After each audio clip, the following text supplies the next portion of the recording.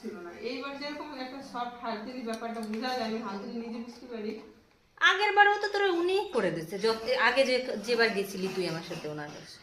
হ্যাঁ হলিও মানে আমার চুল হয়তো তখন আরো বেশি।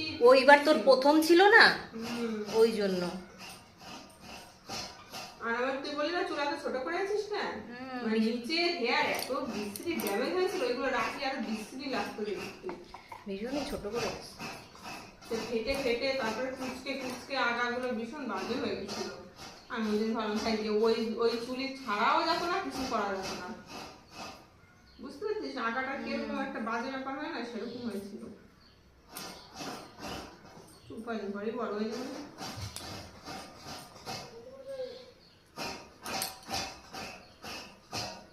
আমি আরো ছোট করতে দিয়েছিলাম, দাদা করতে ভালো লাগবে না ম্যাডাম করো।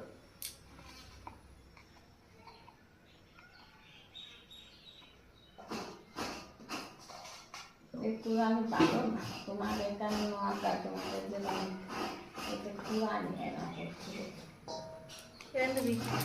দই দিলাম আর দিলাম না। থাক বলছে দেশ তো অনেক